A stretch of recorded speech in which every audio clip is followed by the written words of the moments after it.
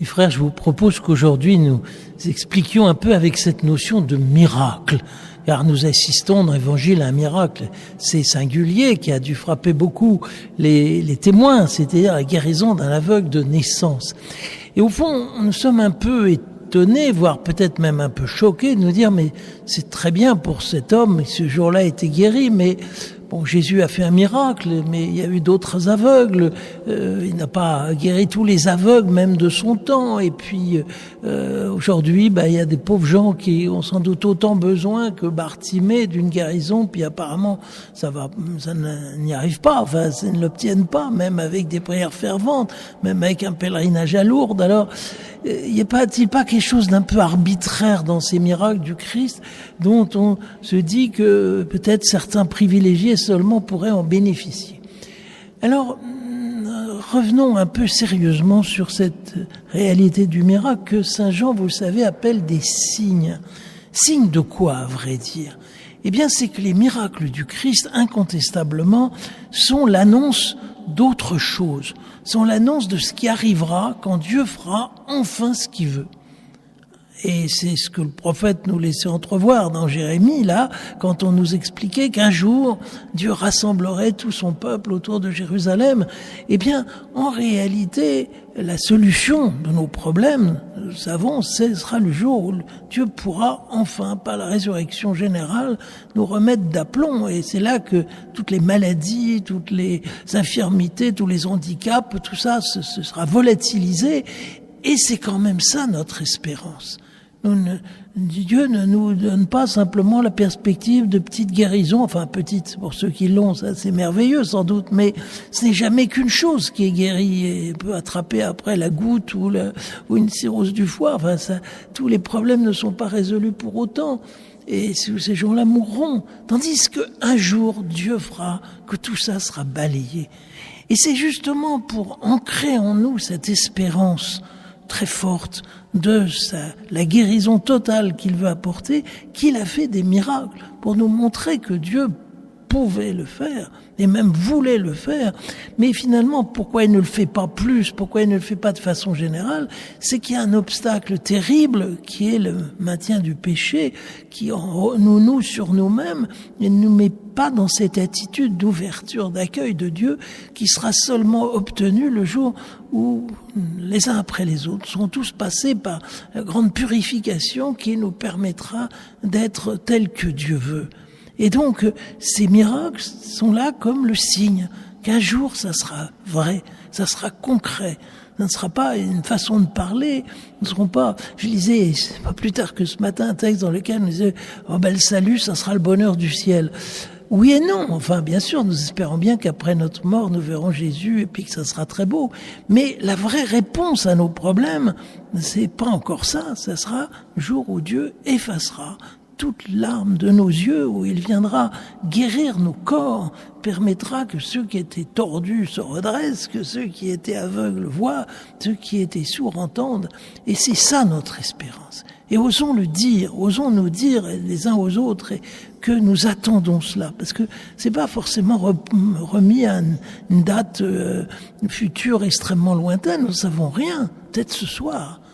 Donc le Seigneur nous promet cela, nous fait attendre ça, nous fait désirer cela, et les miracles ne sont jamais finalement que des manières de nous faire deviner que ça existe, que ça peut arriver, qu'un jour ça arrivera.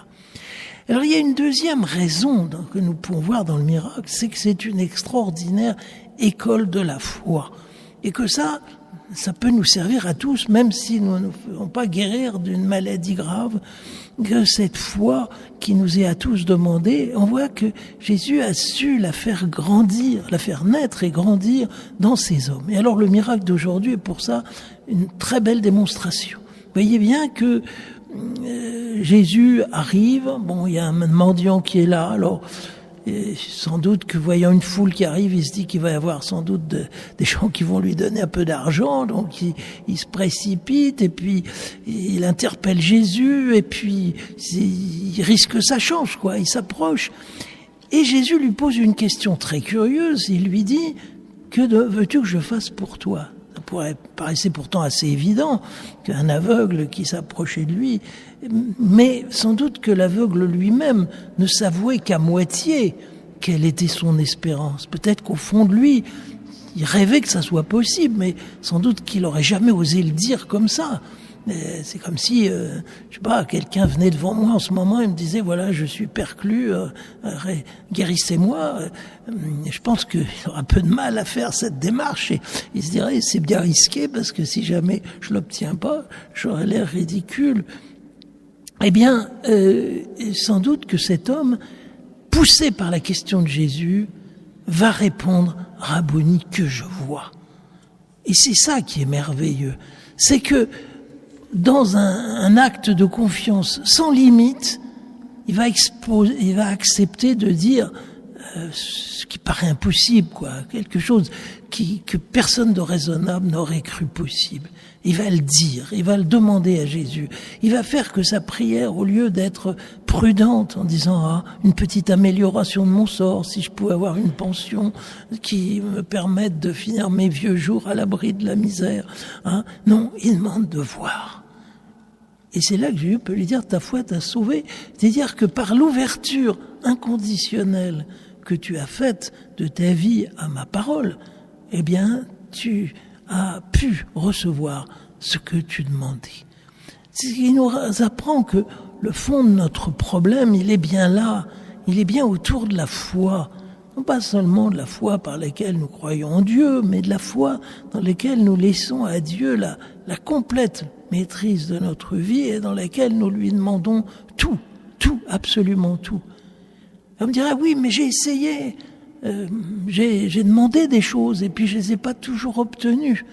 Mais précisément, c'est là qu'est notre foi. Notre foi n'est pas de dire au Seigneur qu'il va faire forcément ce que nous lui demandons, qu'il va obéir à la lettre à nos demandes. Il a sans doute une vision plus large que la nôtre et il y a même certaines choses qu'il vaut mieux pas nous donner. Mais si nous avons cette confiance en lui, si nous pensons que nous pouvons tout lui demander, et si jamais c'était pas ça, eh bien, de continuer d'avancer et de lui demander encore autre chose après, même si l'une ou l'autre ne nous a pas été accordée en un moment donné, eh bien, nous irons loin.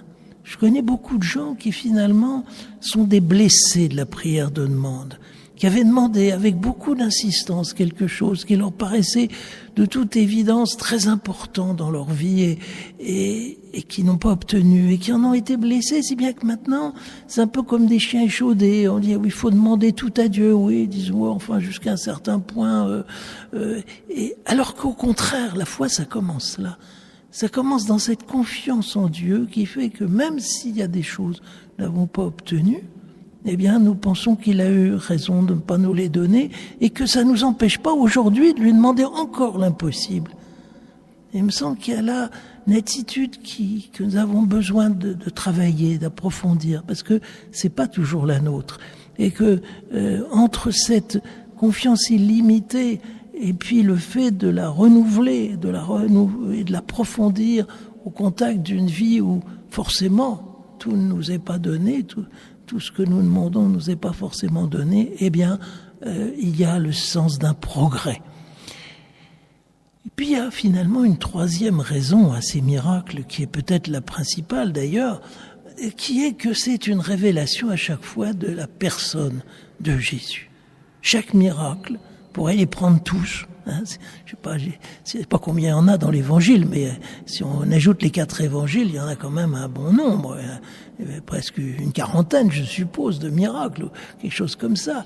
Eh bien, si nous prenons tous les miracles, chacun ajoute une touche à la connaissance de Jésus-Christ.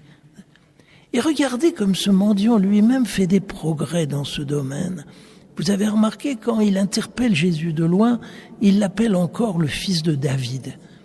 C'était un peu compromettant d'ailleurs de l'appeler fils de David, parce que ça voulait dire identiquement le Messie, ça voulait dire celui qui va prendre la tête de la royauté et qui va chasser les Romains. Enfin, tout le monde comprenait ça. Et comme on n'est pas très loin de Jérusalem, et comme on est dans une zone chaude, on le sait bien aujourd'hui, Jéricho, c'est un endroit dont on parle quelquefois dans les informations, eh bien, il savait que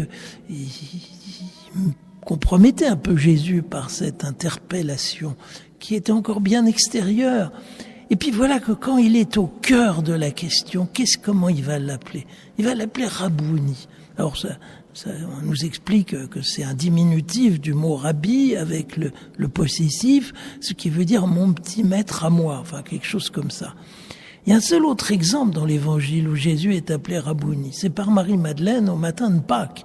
Après, aussi une demande, même pas une demande d'ailleurs, une angoisse, une tristesse terrible, une désolation absolue quand elle a perdu Jésus qui paraît mort et que même son corps a disparu. Et puis voilà que le Seigneur se manifeste à elle. Eh bien là, elle a compris énormément de choses. Bien sûr, elle a compris que Jésus était plus fort que la mort. Elle a compris que il n'avait pas cessé de penser à elle, de la porter dans son affection pour elle. Et alors à ce moment-là, elle rend les armes. Eh bien, il y a un peu quelque chose de ça pour notre mendiant d'aujourd'hui.